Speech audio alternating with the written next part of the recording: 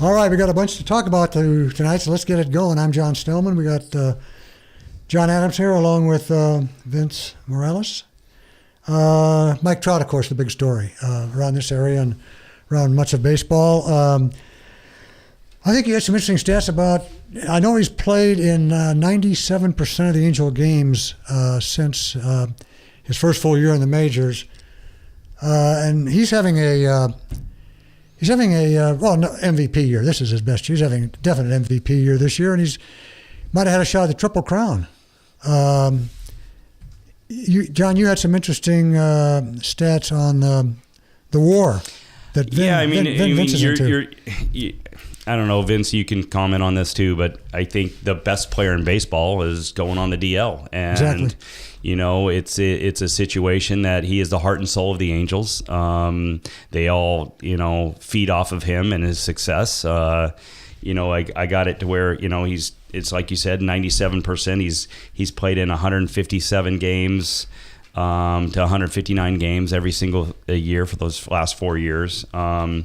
He's hitting .337 with 16 home runs and 36 RBIs. He's second in average in the American League. He's second in home runs and RBI, fourth in RBIs. I mean, the list goes on and on and on. And I know, Vince, that you've talked more about this WAR statistic that they all talk about now. I don't know how long that analytical statistic has been going, but I went and looked at it today, and it's absolutely he's far above everybody else in Major League Baseball. I mean, I don't know how much of a big gap a 3.5 to a 2.9 is, but I mean, he was leading by landslides. If I look at the statistics, that he's going to be hard to replace. And well, you can't replace him, right? And you can't. You're absolutely right. You can't replace him.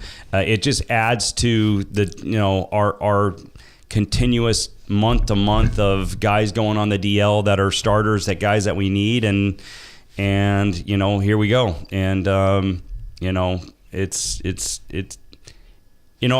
think there's another thing here. I think a lot of people in opposing ballparks come to go see him. Yes. And I think it's going to hurt a little bit of that too. And first time on the DL, and he's going to be gone for a couple months. He's a definite draw. I mean, if you're in Minnesota or Chicago, why would you buy a ticket to see the Angels? Right, exactly. You might buy a ticket to see Mike Trout. Yeah. But you're not going to pay to see the Angels. I mean, Yeah. So that and it was his choice. He said, look, you could do either or. And he goes, I'd rather get this thing done right and do it the right way. But 742 slugging percentage. Yeah. And his his slugging and his on-base percentage together are 1.203. Yeah. I mean, it's just insane. His on-base plus slugging was it's astronomical. It's catastrophic. There's just no two ways about it. Depending on what wins above replacement you're looking at, right, whether you're talking about team wins above replacement or how many games or runs that are created by that position, there's just no slicing it. You're 11 back. The Angels are 11 back, and Trout is gone for 6 to 8 weeks. And they're gonna continue to drop a game or so per week, and you can start. I mean, you can just start writing it off. I mean, at this point, it's all experimental. Throw who you want, bring up who you want. Skaggs, is that who's coming up? No, the guy that started tonight is, I don't even forget his something Bidwell.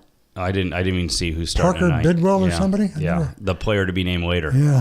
But I mean, there's a lot of things. I think we're still an offensive ball club, but and Simmons and Maben have been, they've been the two of like the top 5 hottest hitters in Major League Baseball as we speak since May 15th. They've really been producing. Right. But Cole Calhoun hitting like $152 in May. I mean, that's not gonna hang. I mean, we left 9 guys on base last night. It's just, you got to be able to take care of situations. And Meyer goes on the DL. I think we've got like 8 pitchers that since the start of the season have gone on the DL. Yeah. 4 of those are starters. 4 of those are key relievers. Yeah. And I think a total of I think we have a total. I don't know what the Dodgers are, but because they have depth in pitching, but I think we're at like 15 or 16 guys already from the beginning of the season that have been on the DL, and that's position players and pitchers. And I mean, it's almost like it's a repeat of last year. I mean, I think it's even worse. Like you say, the relief, Street and Bedrosian, probably your 1 and 2. That's probably your 9th inning guy and your 8th inning guy. Yeah. You haven't had them all. And then Valbueno, who's your cleanup hitter, is hitting what? $1 something? Something like that. He's a cleanup hitter. Yeah. It's not good, And then and now Pujols had Trout in front of him, and now he's going to. Well, he'll get no pitches to see. He's going to struggle. And Escobar, I heard, is on his way back. He's running. He's taking infield. He's hitting. That's a matter of time. Now, what do you do? Maben's been playing great and hitting great in the one spot. Do you put him in the 2 spot, or do you put Simmons in the 2 spot and you put Calhoun down in the 8? There's a lot, because you're going to put now Eric Young who's replacing Trout in the outfield, and by the way, he's had a hell of a spring. I'm not a spring, but a hell of a AAA. But it's AAA. AAA. He's hitting 350. He's got good slugging percentage. He's going to steal bases for us and keep him in that 9. So you have almost like a double eat off. So I'd almost put Escobar 9. You almost do. I mean, Escobar but Escobar is a good hitter, so you might want to put him in 2. But he's going to see a lot if Maben gets on board. You're probably going to see a lot of hit and run situations, but he's a free swinger. Good contact. He's a free swinger. He's a fastball guy. So I don't know. We'll see how it goes. But you're right, Vince. It's catastrophic. I don't think there's any 2 ways to look at it. You gotta keep trudging along and you keep moving forward. And with the way that the Angels farm system, how poor it is, you can't turn to a guy and say, "Hey, we got Cody Bellinger who can come in and slug."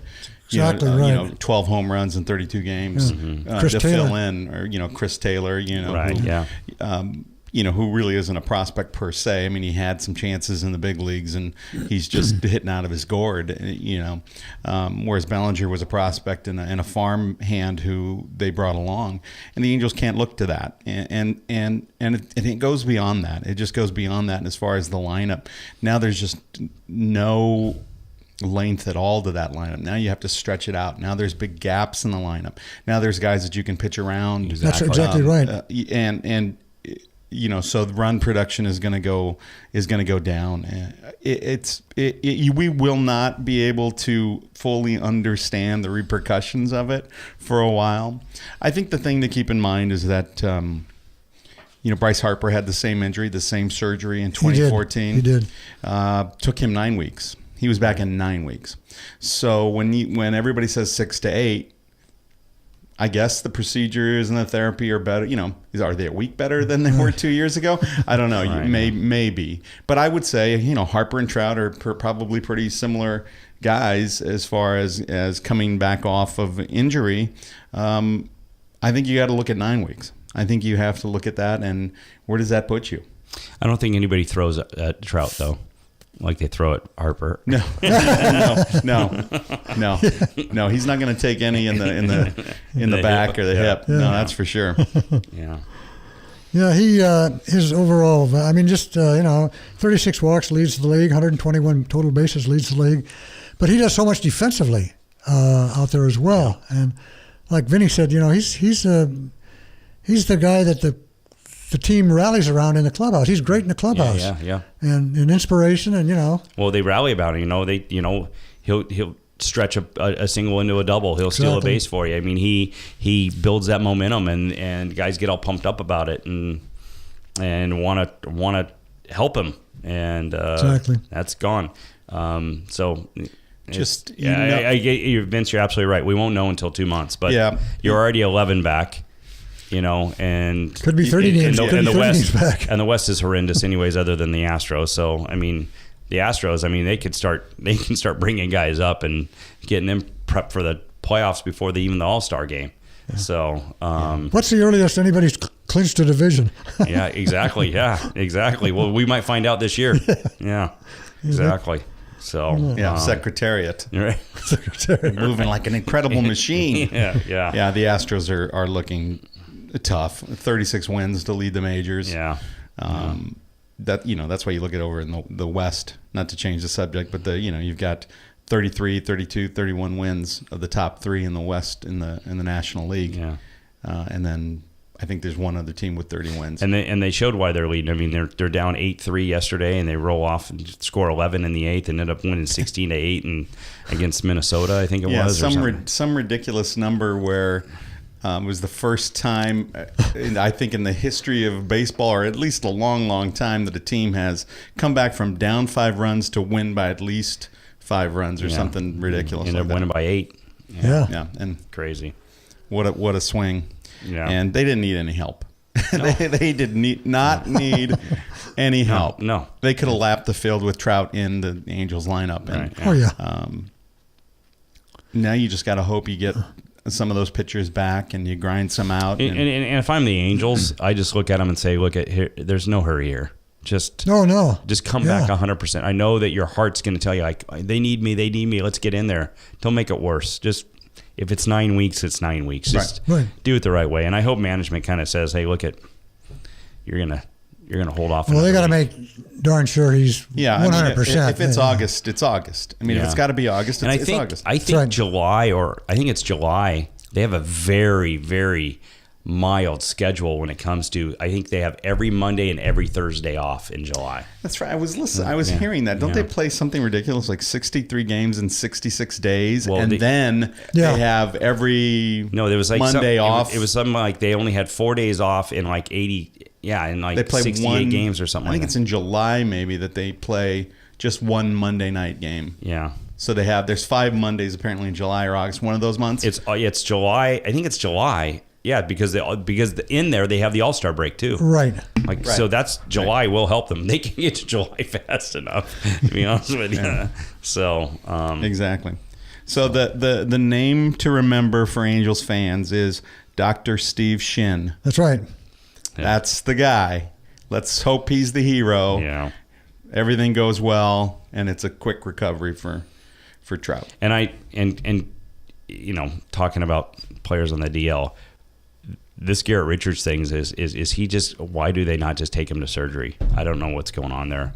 Nobody's talking about anything. He should have gone to surgery initially. He should have. You know, then he'd be back. He wanted to spin his blood and do all that kind of stuff, but it's obviously, it's like you said last week, it's very quiet. Nobody's talking about it at all, which tells me just do it. Every day in the paper, Bedrosian's been throwing this, doing this. Street's doing this at Salt Lake.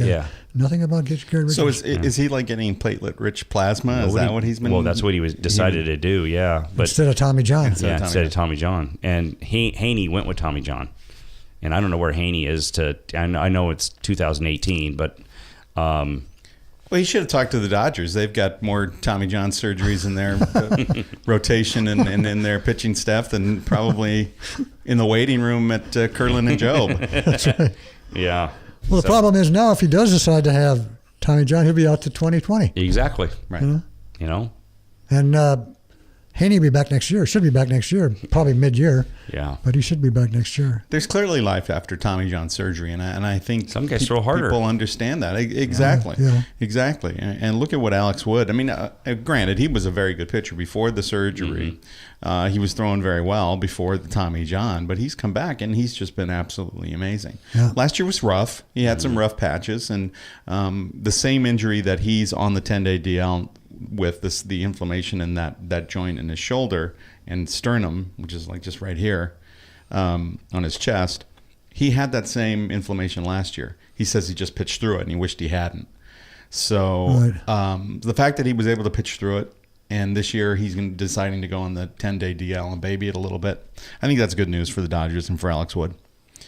I don't think it's a serious. And by the way, if we're coming off, the Dodgers go and sweep the Cubs. Swept the Cubs, and then they win the first one against in St. Louis. Yeah, that's right. So, yeah. It was. I was actually at the Cubs Padres game yesterday, and I thought that I've never seen so many guys left on base my entire life than the Cubs. But they've got Renfroe or whatever hits a grand slam to beat them.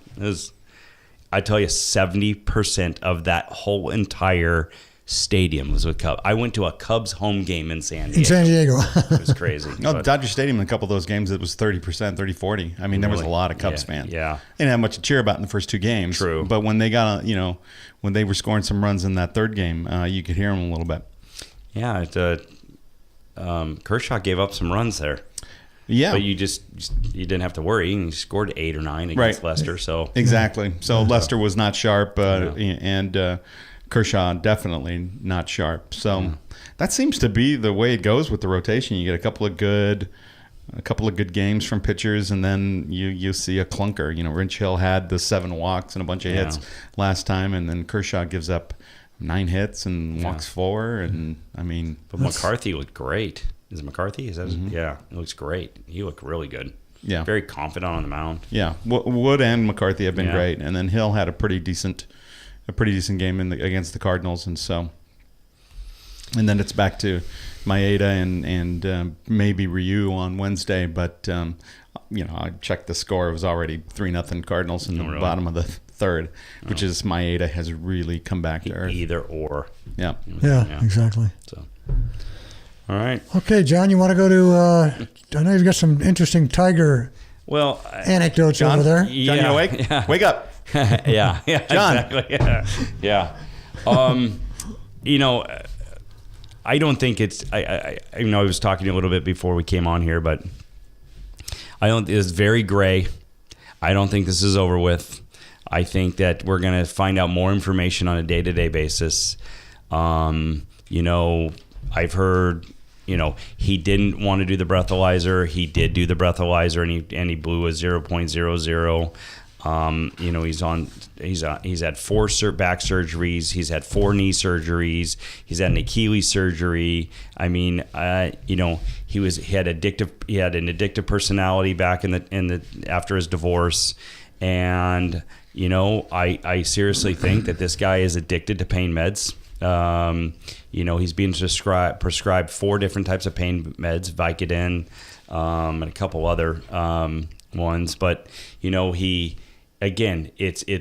I've heard 5 different stories about this deal. He was parked on the side of the road asleep, and then he didn't want to blow into the breathalyzer. Then he did blow into the breathalyzer. The policeman said he had alcohol in his breath, and then all of a sudden there was no alcohol involved.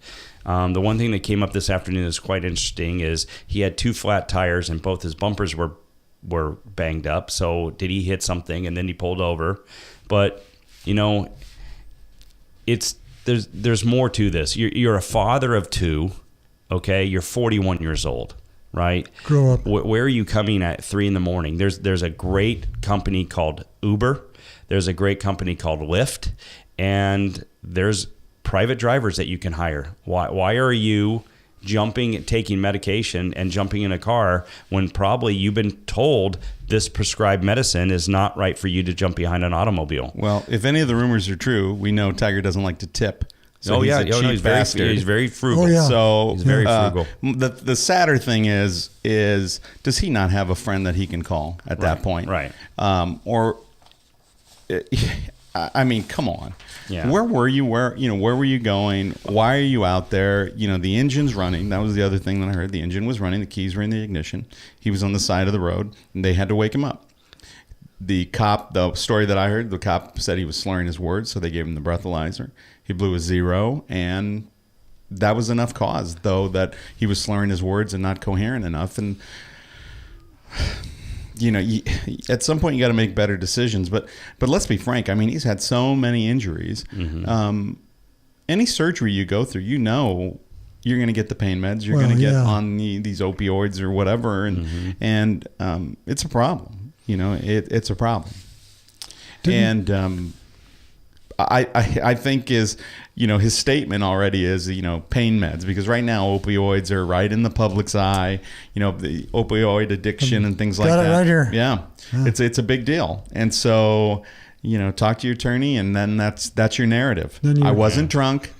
No alcohol. I am a victim of opioid addiction. Yeah, I've been told. I read that he was on a Soloxer, a Vicodin, Torix, and Vioxx or Vioxx. But I don't know what I'm not a pain med guy. I know that I just had foot surgery. I only handled the pain meds for 3 days, and I was off of them.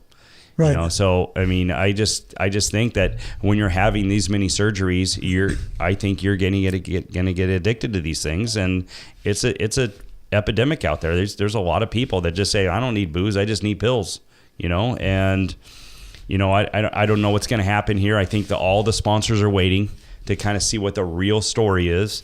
He's probably getting $1 million from TaylorMade, probably getting $1 million from Monster. I don't know what he's got with Nike. Still with Buick?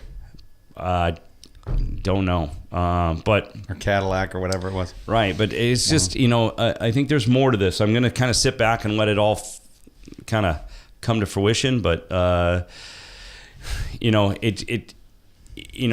week ago he just said, after his surgery, I've never felt this good. Well, of course, you're not, because now you're hiring a kite. That's probably why, right? Yeah. But everybody was all enthusiastic to hear that, like, oh, this is great. Tiger's going to be ready to go in January, or maybe later, when the season starts in October. But I don't know. I'm curious to see how this is all going to fold out. Here's the official quote from Tiger, which was probably written by his PR firm, if he still has one. I understand that the severity of what I did, and I take full responsibility for my actions. I want the public to know that alcohol was not involved. What happened was an unexpected reaction to prescribed medications. I didn't realize the mix of medications had affected me so strongly.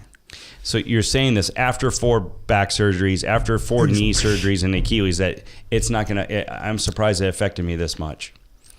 I don't know. Didn't you say something we were talking earlier about?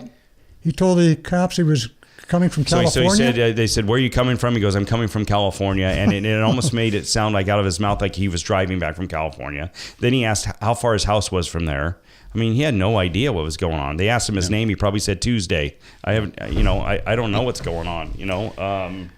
So again, what the interesting thing is, and again, I don't know. It's all speculation.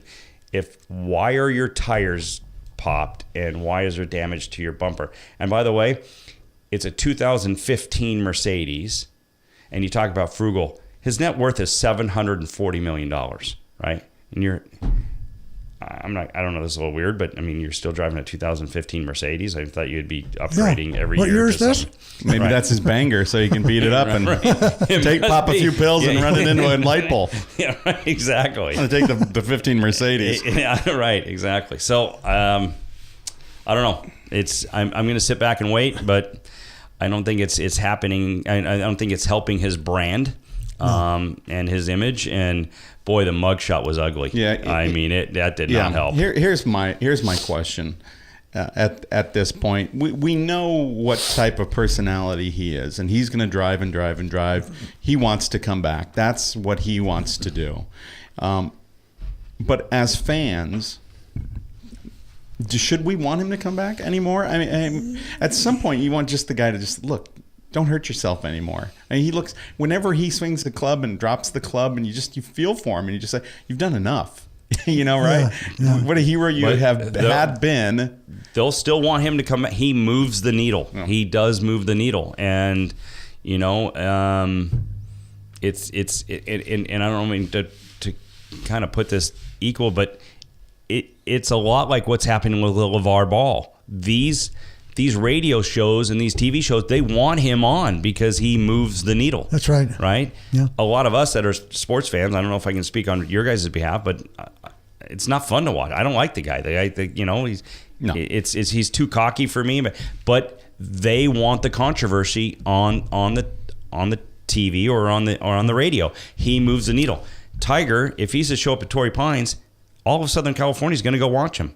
I mean, he moves the needle. Why? He was so successful in those days that they still want to try to watch the guy be successful. He's the guy that really turned me on to big time golf. Right, Tiger. Exactly. I mean, he had a chance to break some of Jack's records. He would have. I think he would have. Right, exactly. But I hate to tell you, I was a big fan of his. But once all this negative started hitting, I'm just kind of let it go, and I don't want to. When did he win his last major? Was that eight? Probably, I don't know what it is, but it's good 5-6 years ago. But every sponsor wants him there because they're going to get people to come. He's going to get people to come there. He moves the needle. And you know what? On the other side, a lot of players, they like him. Inside the clubhouse, there's a lot of guys that like him. And they want. And why is that? He brought a lot of money into those kids' pockets. These kids that are playing today, all this big money, he changed the game. He changed it to fitness, and he changed it to a lot of these sponsors coming to support it. And Exactly. the guy moves the needle. And so, Vince, I have to say, yeah, that people do want him to come. Yeah, and I think that at some point, let's let him wear the green jacket and come out and hit an honorary drive, play an honorary round, and fail to make the cut, and tote him out there like we do with Jack and Arnie, and did with Arnie and do with Jack. I think he's done. I mean, I think that could be seriously. No, you could seriously be correct. Yeah, he and I think there's a lot of Pat Perez came out and just kind of threw him right under the bus. Yeah. And said, you know what? He's going to come show his golf bag. He's going to come show his apparel. He's going to come show his golf clubs. And he probably could withdraw because he hurts himself, or he just plays 2 rounds and he misses the cut. But he's doing something for his sponsors to get his bag out there and all of his brands to be shown. You're absolutely right. He could be done. But time will only tell. But he'll keep teasing everybody. I feel great. This is feel good. Yeah. I'm actually right here in my practice. I'm practicing like this. I'm getting ready for this event. And he's still going to be able to tease you. I think it'd be curious. In 9 years, will you ever even think about the Seniors Tour or the Champions Tour? I mean, that could that's another thing. Or 8 years, or however it is. But I think the thing to think about it, just from a healthcare standpoint, is how can a guy with these types of maladies and these ailments and these broken down bits on him, how can he ever expect to play, number one, full speed, full strength, and get over what possibly could be an addiction to pain medication? That's not easy. No. First, it's not easy to beat it, and then to continue to have those injuries, those health setbacks, and not take those medications in order to get you to over the hump and get you through. What's he had? 4 back surgeries? 4 back surgeries, 4 knee surgeries, and Achilles surgery. But Vince, you'll never see him at 100%. You're never going to see him at full speed. He's trying to learn how to back it down and be able to play more consistent golf. So you'll never see the old Tiger. So I get it's a wait and see, but you're never going to see him at full speed ever again. He's already trying to learn how to finesse the golf ball and not overpower. I mean, if you saw his stuff from early 2000, to 2008, it was good. It was very aggressive, very powerful. Now, like when you try to play at Torrey Pines, he was trying to smooth everything, right? And that's probably where he's going to have to go. But we'll see. I mean, I'm curious to see if the PGA Tour has ever tested him. They pull guys off the golf course, and not off the golf course, but after a round, and they make him get urine samples. And I wonder if the PGA Tour has ever done that. And is he taking prescribed medicine that's okay by the PGA Tour? Is he going to be now underneath a little umbrella that they're going to have to keep an eye on it? Like, hey, by the way, we got, you got Vicodin in your system, or you got any of these prescribed medicines and you're not allowed to do that. So maybe they're afraid to test him. Well, maybe they're afraid of what they might find, or that's why he does withdraw, right? Or he hurts himself because he knows he's not going to pass. I don't know. Yeah. So, but again, he'll continue to tease us, and but I'm curious to see where this is going to end up, because I'm not gonna know the right answer until pretty much everything comes out. So, but every day there's something new. Every day. Yeah. So, right. Yeah. I think the sad thing that with Tiger, he was such an iconic professional, and the things that he did on that golf course were so amazing. And then you sort of see that underside, that seedy underbelly, with the divorce and firing his coach and firing his caddy, and then all of that. Some of the kids may be thankful and grateful for him sort of on an iconic level, but a lot of the guys that played with him were pretty resentful that, he was getting all of these appearance fees and this appearance money. And, it made the purses better for them. But I think there's plenty of guys who still sort of resent the fact that they were not Tiger Woods. Mm-hmm. Yeah, very, very true. Pretty exciting hockey game last night, huh? Wow. Yes, it was. I don't know, Vince, you want to lead off on that or not? Or I didn't watch it. Oh my gosh. I did not watch it. I know that Pittsburgh got off to a slow start, and then they just went up 3-0. Yeah, so they went up 3-0 quick, and a couple of the goals were off guys' shins or whatever. But from that point on, starting in the second period, Pittsburgh was absolutely dominated and outplayed for the next two periods. The Predators were 9-0 on shots, right, in the second period. They only were able to score one goal. In the and midway through the third period, the Penguins had gone 37 minutes starting in the second period, went 37 straight minutes without even a shot on goal. Yeah. Right? Was absolutely dominated, right? Now, Piquet-René saw 12 shots the whole entire night. 12. Yeah, that's and he only stopped 7 of them. So these guys go 37 minutes without a shot and let the Predators tie the game up. Again, outplayed in every category except goalie. And then the one shot they have, they go top shelf over his left shoulder and they score to go up 4-3, and then they get an open netter. Absolutely outplayed. It must have been gut-wrenching. It would have been disasterful if this was in Nashville, but it was in Pittsburgh. I think it was an eye-opening game for Pittsburgh to oh boy, we got our hands full here. These guys are just not the 8th seed, right?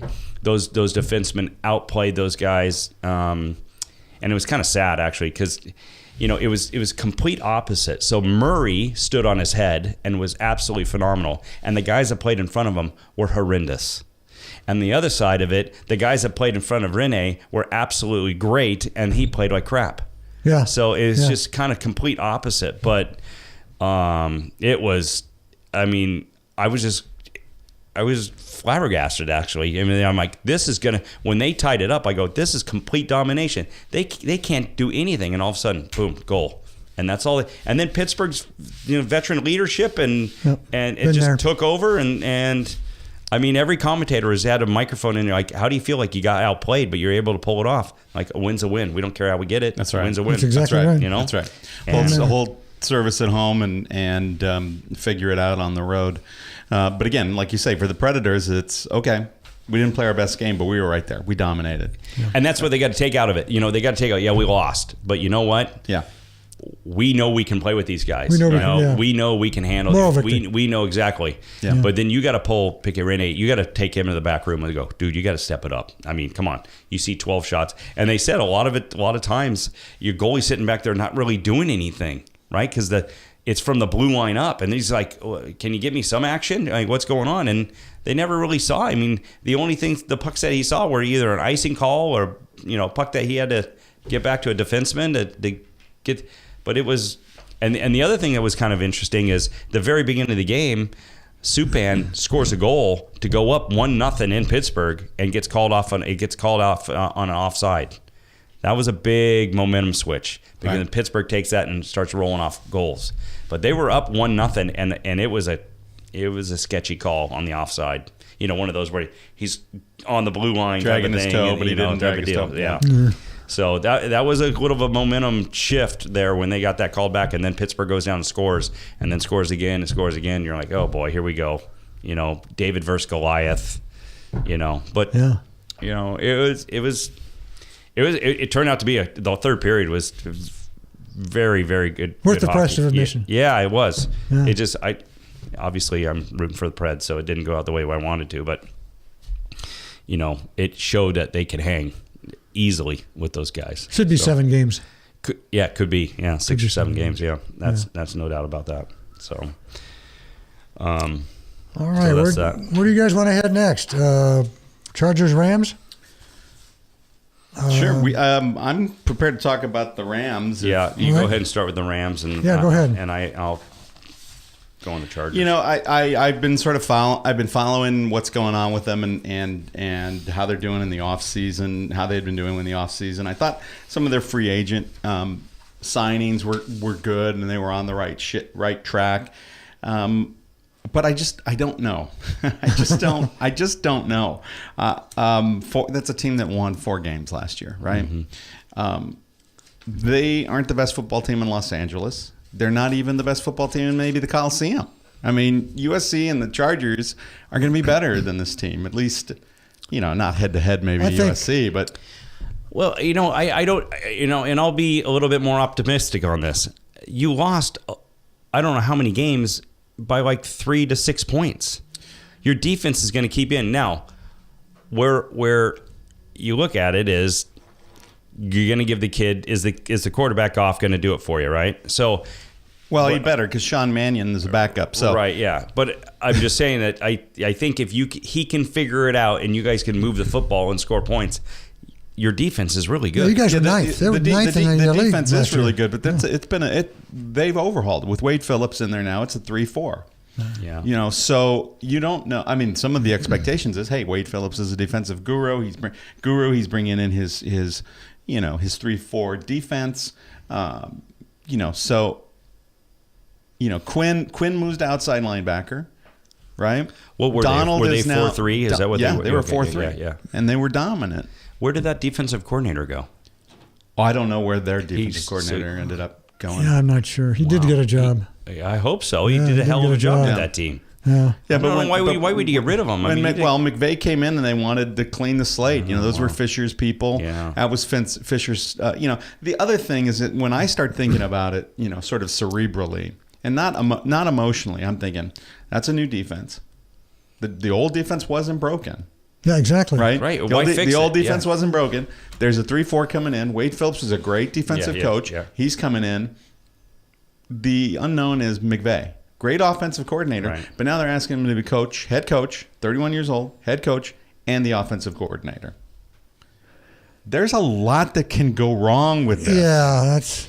You know, so the Rams haven't been to the playoffs since 2004, haven't had a winning season in 14 years. The pressure is on. It's It was the youngest roster in the NFL last year. It's going to be among the youngest rosters in the NFL this coming season.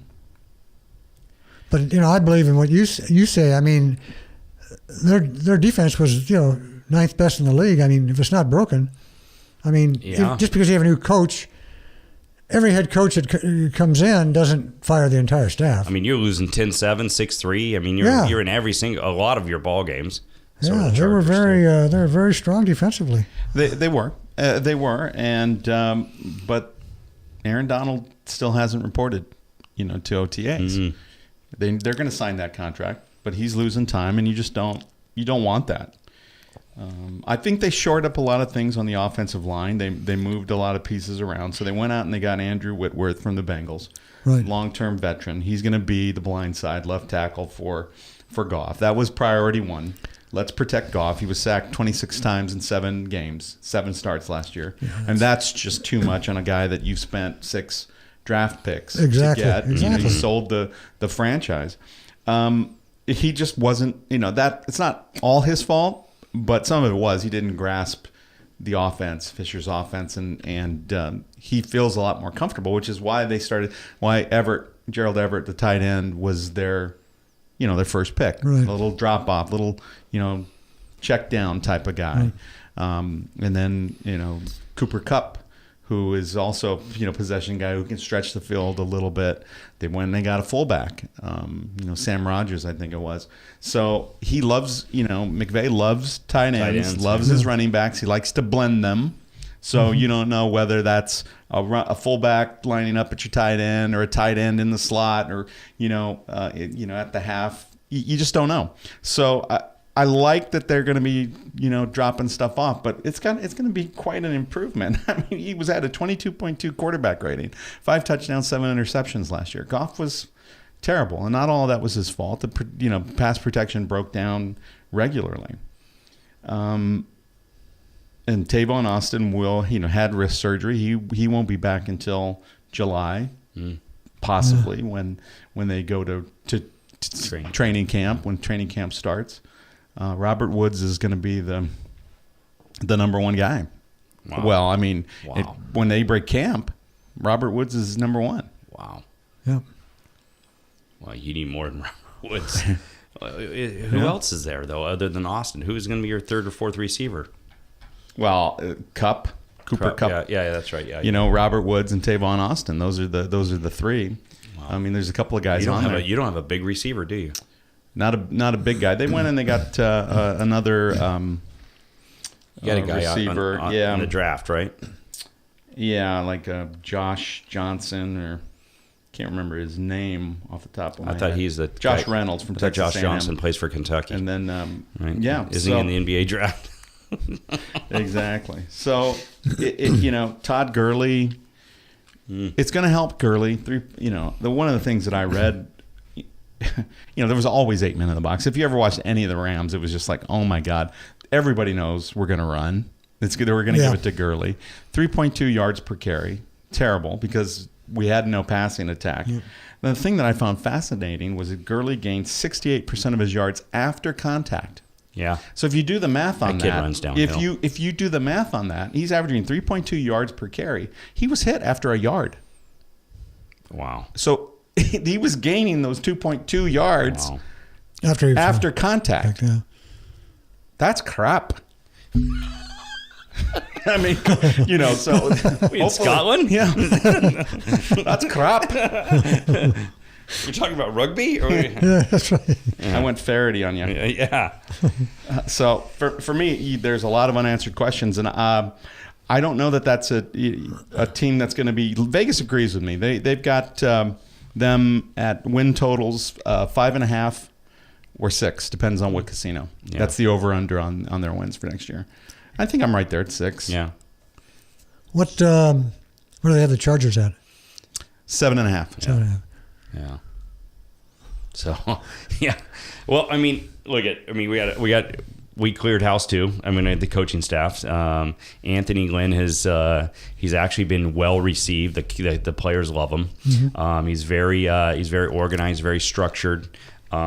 Communication is huge.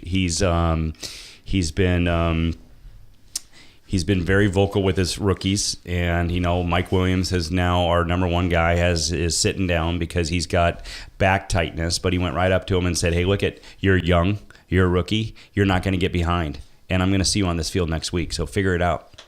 All right. So he's got some, he's got a lot of constructive criticism in him. He doesn't leave, he doesn't leave anything on off the table. He's up front and in your face, and a lot of guys are, liking that actually.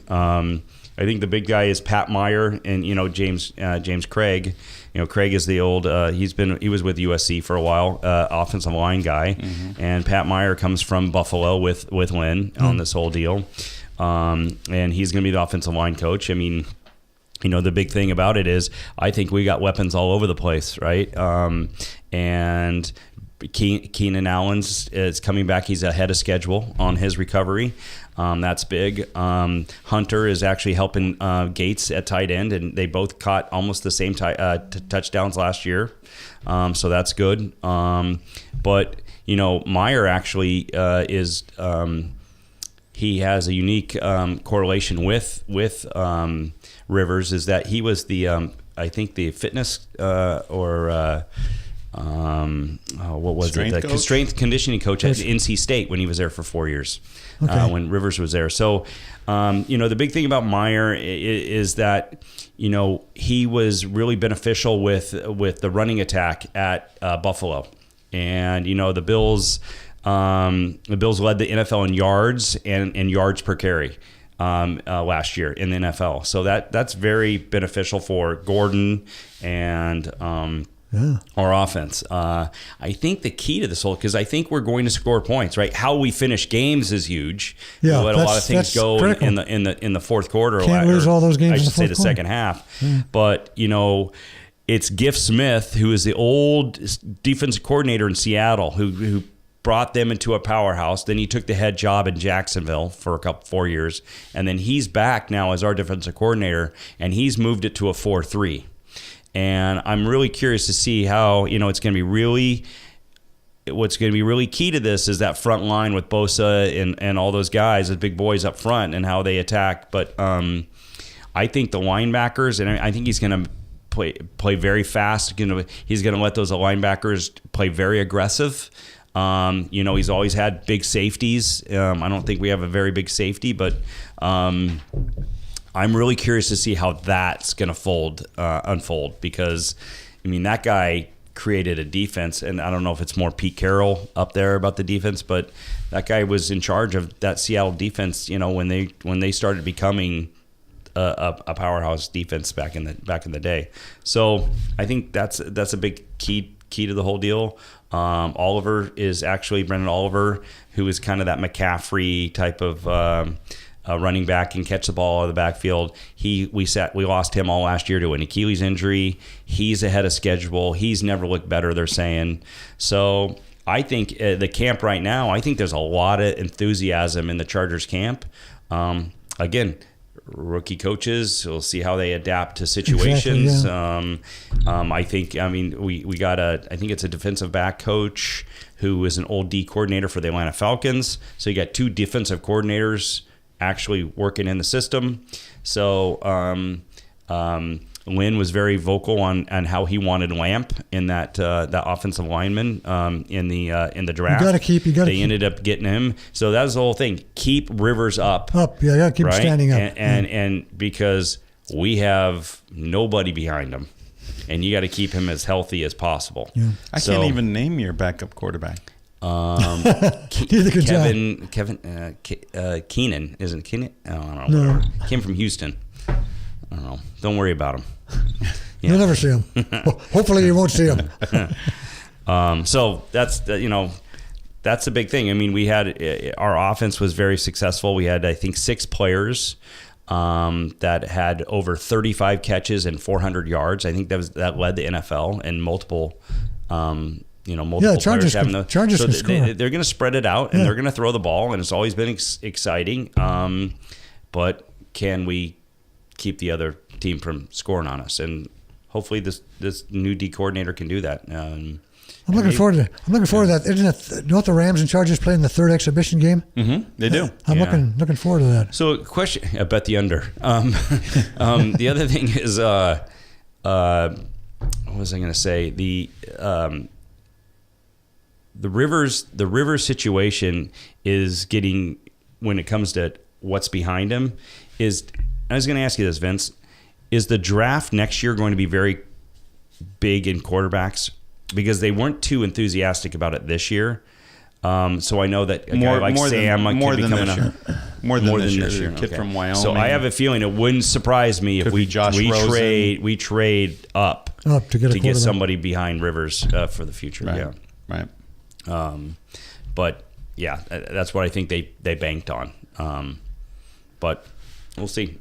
Yeah, should be interesting, and I'm very enthusiastic about it. I can't. At first I'm like, you know what? You moved from San Diego, you're going to Los Angeles. I'm not a fan anymore, but they're slowly but surely reeling me back in again. Yeah. But we'll see. I like what they did with the coaching staff. They kept a lot of guys on board that were already there, so that was good. And they hired a new special teams guy who Lynn knew from the past. Very rah go. That's what those guys are usually. And so hopefully he can turn it, because we were like 32nd in the league in special teams, which I think we need a kicker and we need a punter. We need everything. So that's not too. So that's not too encouraging. No, it's terrible. But wasn't it like 8 games or something? I don't really know the number, but I remember it was a lot of games before you even had a punt return of more than 3 yards or something. Yeah. Some ridiculous number. I remember seeing it and thinking that's got to be a mistake. Yeah. But the special teams were not good. No. And they were losing a lot second half. And they lost a lot in the fourth quarter. Yeah, it was terrible. And bad punting and missed field goals. Mm-hmm. I think our field goal kicker was an MLS soccer player. So that's got to tell you something. Right, exactly. John, you've got some stuff, I think, on the NC2A. We got a little bit of time left. Yeah, just some quick stuff, actually. So the road to Omaha starts. Yep. I think it starts this week. got four, Super regionals. Yeah. We got one, which is right up the street here. If you want to go on up to Long Beach, it's going to be unreal baseball. You're going to see Long Beach State, San Diego State, UCLA, and Texas is going to be out of the Long Beach regional, which I think would be great field. Great, yeah. It's going to be great. But I think it's going to be great baseball. I think all the teams. It should be fun to watch. So the Dirtbags are the one seed in that. Yeah, right. In that that bracket, that 14 bracket. And then Cal State Fullerton will be up in Stanford at the Stanford Regional. And then there's 16 sites, all going for the 8 super regionals sites after that. And Oregon State is your number 1 overall seed at 49-4. 49. Is that George Horton? Or No, he's in Oregon. He's at Oregon. Yeah. I saw that today, and I'm like 49-4. I did not. I guess so. Oregon State is your powerhouse in baseball now, and Well, I know they beat USC like a drum this year. So yeah. So I mean, if you can slide up to Long Beach State, I mean, you could probably find some good baseball to watch. So that's that. That's an interesting bracket for Oregon State, Holy Cross, Yale, and Nebraska. For Oregon State. Mail that one in. Oh, yeah. Who's playing? Holy Cross is 23 and 27. That's who they get in the first. Who does Cal State Fullerton play against in that Stanford regional? They play BYU. BYU. And who are the other two teams? Stanford and Sacramento State. Yeah, okay. And Stanford's up. I think Stanford's the number 1. Stanford, right? They are in that bracket. In that bracket, yeah. And then Texas and UCLA. Texas 2, UCLA 3. UCLA's got a good team. Man, don't sleep on them, man. Yeah. And then just quick note with the golf. I told you I do this. Women finished up last week. USC lost in the semis to get to Northwestern to get to his team. Tiffany Chan from USC came in the top 10, which was good. Men's, they're going on right now. Now that the individual's over. Rico, the boys that are in match play. Yeah, they lost today. Oh, did they? And Rico Hoy, who is your number 1 player, came in 6th individually. He's turning pro this year. You'll start to see him on tour. Really good player. And then you had a kid, Justin Sue, who came in the top 20 individually. USC made it to the match play. They lost to Illinois today in the quarterfinals. Where was that? Do you know? It's the same place. The women play first, the men. It's in Chicago. It's outside Chicago. Defending champions Oregon, and they're still in the mix. It's Illinois, Oklahoma, Vanderbilt, Oregon going right now. And somebody is playing for a final because it's probably already done. I'd have to check on it, but I mean, it's a grind. I don't know if you guys know, but you're playing 36 holes a day, and it's probably walking about between 10 to 12 miles a day, carrying a bag on your shoulder.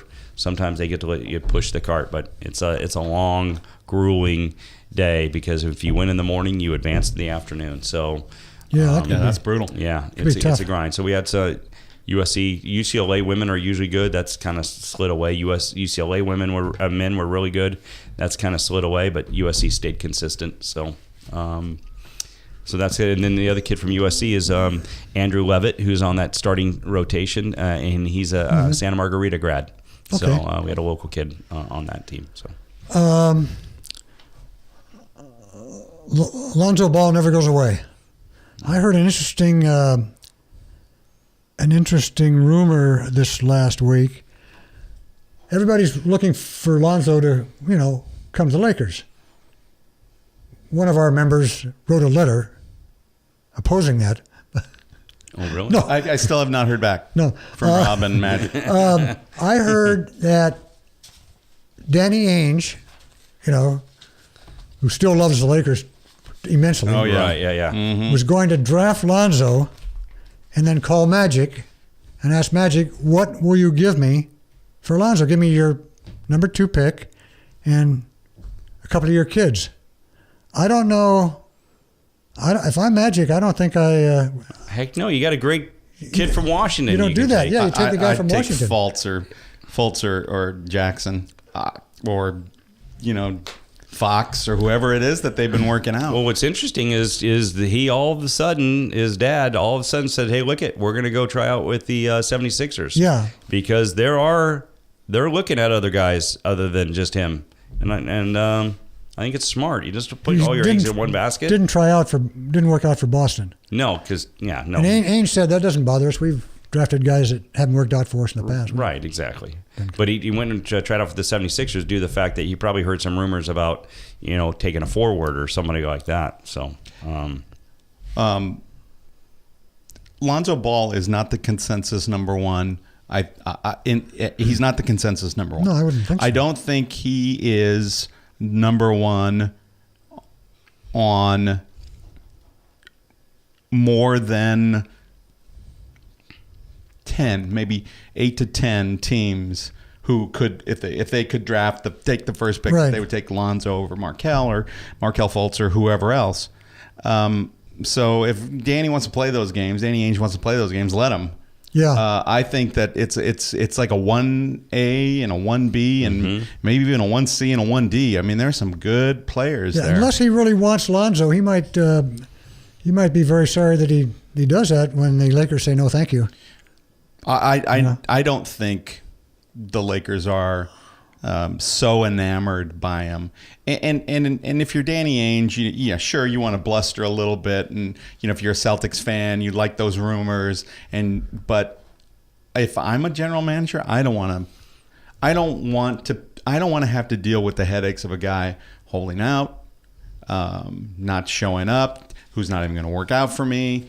He can try and force my hand. But if I want to take him and because somebody else wants him, I'm going to take him. But I don't think it's going to be the Lakers. I don't think it's going to be the Lakers. So let me ask you a question. Yeah. The kid from Washington goes 1. And let's just say that the Lakers decide to go with one of the forwards. How far could he possibly drop? Let me look at who's drafting. So it goes Phillies. Sixers, Suns, Sacramento. I mean, who do they all need a guard? I don't think he'd drop far. He wouldn't. Okay, so do you think the Sixers would probably take him then? Jeez, I don't think the players. Sixers would take him. Phoenix, Sacramento, Orlando, sure. That'd be hilarious. Yeah, just to watch him go, and his dad's freaking out. That was the other thing we were talking about earlier before you got here. Is his dad being an agent and going in with that new GM and trying to rig a deal, and just being blown away. Aren't those in the draft? He's going to be the agent, right? Those salaries are set, right, for the first. Yeah. It's when that rookie contract's up that's right. When the hardball starts. Right, but that's the whole deal. It's like he's going to go in with a powerhouse old, agent, and he's going to be this rookie. I can handle and this guy's going to bury him. The Kobe's ex-agent, right? Mm-hmm. I would love to be a fly on that wall, actually, to be honest with you, to watch that negotiation. I know. So, I think if you take Lavar out of the equation, Lonzo's a great fit for the Lakers. They're not going to miss a beat. If the Celtics announce that they take Ball, there's not going to be a bunch of phone calls and who we're going to trade or whatever. They're going to take their next guy, whether it's Tatum or Jackson or De'Aaron Fox, or even Markelle Fultz if they want to stick with the point guard. I think the Lakers. There's a lot that's going to happen between now and June 22nd when the draft happens. Mm-hmm. Yeah. And don't be surprised if the Lakers aren't picking that pick. If they decide to package that with one of their kids and send them off. Mm-hmm. We'll see. Yeah, so the NBA draft is the 22nd. The MLB, the amateur draft, first year player draft, is June 12th. And the NHL expansion draft is June 21st. June 21st. Is the first game for the NBA Finals tomorrow? Or June 1st. Thursday, 5 o'clock. We're still waiting on that. Right. Yeah. So the expansion draft, right? The Vegas Golden Knights can take no more than one player per team. Right. You can only protect one goalie, like you said, Right. which was part of the reason why the Kings traded Ben Bishop before Right. any of this was happening. 7 forwards, right? 3 defensemen and 1 goaltender is what you can do, or you can go 8 skaters. So, for instance, if you wanted to protect 4 defenders, you'd have to go with the 8 skaters and 1 goaltender. So, if you go 7-3-1, you're protecting 11. If you go 8-1, you're only able to protect 9. So you have to. So you can protect an extra defender, but you'll have to put somebody else. And there's other rules about how you have to allow a certain defensemen who have played more than 40 games in there. But I'm looking at who has to be protected now with Anaheim. They have to protect Corey Perry, Getzlaf, Ryan Kessler, and Bieksa. Right. Which, wow. Yeah, they have to protect they those got 4. no movement Right. contracts. Whereas the Kings... Why do you have to protect Perry? Because of their contracts, because of their no-move clauses and that sort of thing. Oh, my goodness gracious. Right. Exactly. I'd like to see Perry go. I know, but he's not. So in a lot of things that I've been seeing, there are guys... If you have to... You're keeping Bieksa... Who are the defenders you keep? Fowler? Yeah. Lindholm? Yeah. So Silverberg. What about? Well, hold on. If you go 7-3-1, you can only protect 3 defensemen: Bieksa, Fowler, Lindholm, Vatanen. So you're going to lose one if you go 7-3-1. I could lose Vatanen. Okay. He's too small. He shoots. But I've heard a lot of things about Silverberg, either because what they can do is they can say, look, Golden Knights, don't take Silverberg, right? We're going to trade you so-and-so, you promise us not to take Silverberg when we... Yeah, there was something in the paper about that where Murray was talking about ways that he could get around not losing any bid. I can't understand. Must be some kind of a deal like that. I mean, that's the whole deal. I mean, we let Bobby Ryan go because of Silverberg, and all of a sudden, and he's a key to that our team, and can't let him go. No, I love Silverberg. But I mean, what you're talking about is you're going to be losing guys like Raquel and Richie and those kind of guys. That's the problem. You got to look at those and who are you going to protect if you go to 7-3-1. So I'm guessing they would want to protect more. So again, there are deals that you can trade. You can make deals and say, don't take this guy and we'll give you X player or X amount of drafts and whatever, draft picks or that sort of thing. What about the Kings? The Kings have an interesting setup. They only have to protect Kopitar, so they're very open. Oh. One of the things that I heard is Dustin Brown may be left. We either may trade him like in advance of the expansion draft, or leave him unprotected. Mm. Yeah, and again, there's another thing. Do the Kings protect 4 defensemen? You protect Doughty, you protect Muzzin. Then there's Martinez, and then young defensemen like Forbert and McNabb. I mean, you got a 25 and a 23-year-old defenseman. Mm-hmm. Yeah. That's 5 defensemen right there. I think the Kings might protect 4. Yeah. Or trade somebody in advance to protect one of them. So I think the two big names for the Kings that look like they might go unprotected or traded in advance of the expansion draft are Dustin Brown and Marian Gaborik. Which a team like the Vegas Golden Knights would be one of their marquee type of players. Yeah. Brown has sort of worn out his welcome. I mean, Sutter took his captainship away.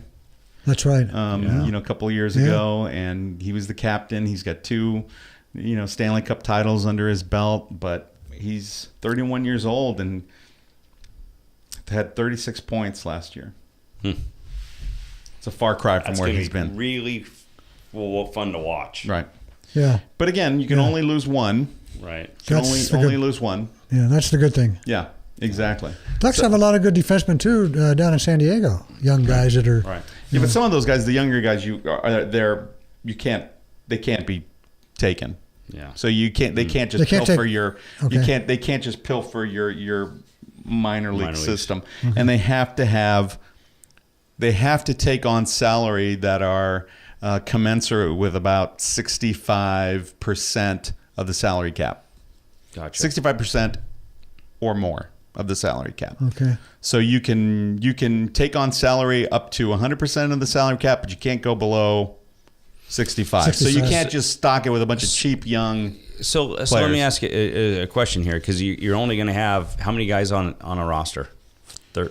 Well, they get to pick 32, but 32. But they're also drafting, and so they're it's not going to be so 32. It's 32, on but that how do they establish their minor leagues or their junior hockeys? By just a draft, or the amateur draft, right, as well as the expansion draft, because some of these guys they may be able to take and then trade to somebody else. Did they get and the then first pick overall? Well, it's an expansion draft, so they're just taking, so it's just them. Their first pick is they're only picking right. Yeah. So it's just them taking 32 players, right, one from each team. But where do they fall in the actual draft? The amateur draft, I'm not sure. Yeah. How do they determine which team? Do they decide which team they want to take somebody from first, and because they know the player? When that does they all want? this go down? Well, it's a good. This is you asked me that. I already said that. Come on, there it is. The NHL expansion draft is 6/21, June 21st. Oh, and that's when they have to pick by too. Do they pick prior to that? That's the draft. That is the expansion draft. Correct. Vegas gets to pick from. So everybody else has to submit their unprotected names, I think, the week before. Gotcha. So the names are out there. The unprotected names are out there, and they're allowed to trade up to a certain point. So, for instance, if the Ducks want to keep Silverberg but leave him unprotected, but they will say, we'll trade you X, Y, and Z draft or player as long as you don't take Silverberg. Yeah. And so they leave him unprotected. So the Golden Knights get a couple players, but they don't get to take Silverberg. Wow. But they're going to lose. They're going to lose one guy, and it depends. Who it is. More than one. You never know. What's that? You never know. You might lose more than one. No, you can't. You can't. You can only one from each team. So they will take one player from each 32. Team. Okay, Either of the teams. Gotcha. 30 teams. Excuse me. 30? 30? 30. 30 teams. Okay, got it all wrapped up? Yeah. Good job, guys. That was a long one for us. Yeah, we'll see you next week, and we are out. Peace. See you.